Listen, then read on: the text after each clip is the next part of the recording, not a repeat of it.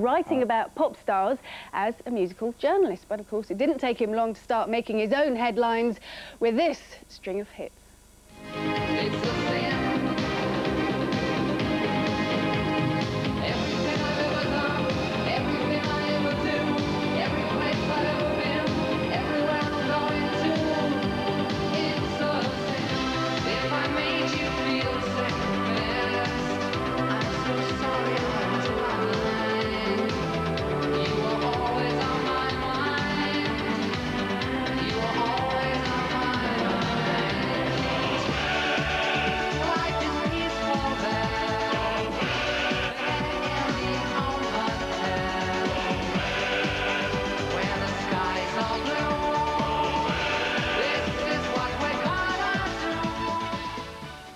Brilliant. What have I done to deserve this? It's Neil Tennant here, live and kicking early in the morning. Yes, good morning. Good morning. Lovely to see you, because it is a rare sight. You don't do many interviews, do you? Yeah, particularly not before 9 o'clock in the morning. No, exactly. So it is a rare privilege.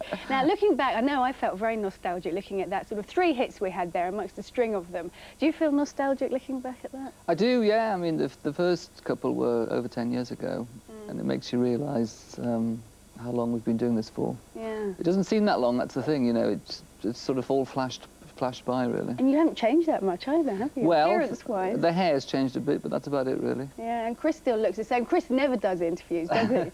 Chris very rarely does. One of the first interviews we ever did was on breakfast television, and Chris fell asleep live on the television. Oh, no. Well, don't you do that on me, otherwise you could put me out of a job. No, that'll be a dreadful thing to do. So, are you still together, obviously? What are you doing anything at the moment? Yeah, we're doing 2 things. We've been working on a musical for the last 1.5 years with the playwright Jonathan Harvey, who had a film out a couple of years ago called Beautiful Thing. He's had 3 or 4 plays in the West End. And we finished the first draft, so we're working on that, and that will be performed, I hope, next year. But with theatre, it takes a long time. It's a lot longer to bring out a record. And also, we're just about to start working on a new album. Right, and you're here this morning because you've already co-executive produced, have to give you your right title, an album. Tell us about that. Yeah, the album's called 20th Century Blues, The Songs of Noel Coward.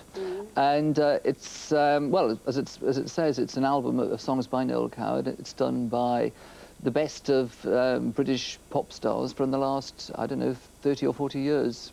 We've got Paul McCartney and Robbie Williams, and The Divine Comedy, Brian Ferry, Sting, Elton John, and Pet Shop Boys, Shola Amma, which we're going to see right now, actually. Right.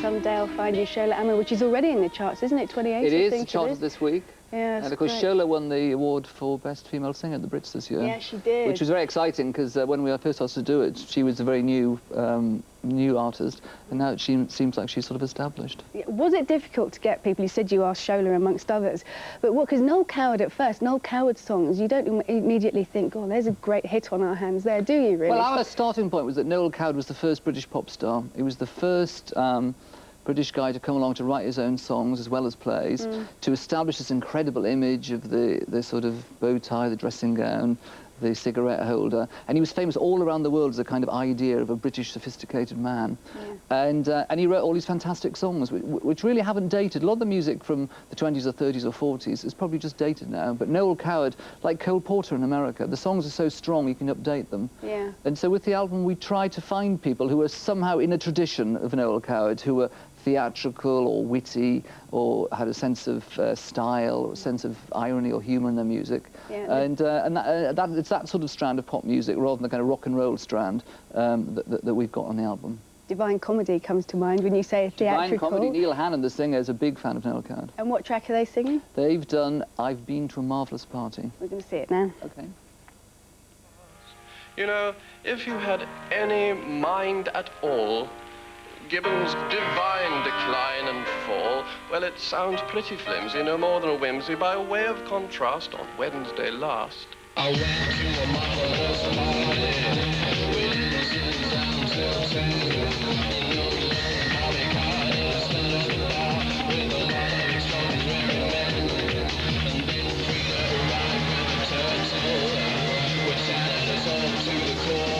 There we are, Divine Comedy, another group on the album. I've been to a marvellous party, and Paul McCartney wanted to be at the party on this album, didn't he? Tell us how he got in touch with you, didn't he? Begging to be on it. Well, no.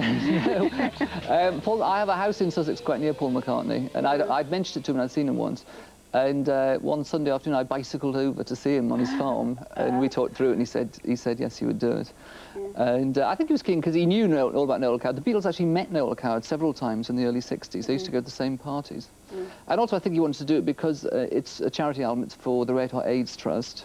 And I think AIDS is still an issue nowadays. There's been wonderful news in the last 2 years in the West, but the Red Hot AIDS Trust that the album is for finances a lot of projects all around the world, the developing world particularly, that are to do with education to stop people getting HIV or AIDS. I think that's a very important cause too. I do too. And the album 20th Century Blues, it is out now. Neil Tennant, it's a sin, but we're out of time. Lovely to see you this morning. Thanks for coming in. Thank you. And the time has reached 26 minutes past 7.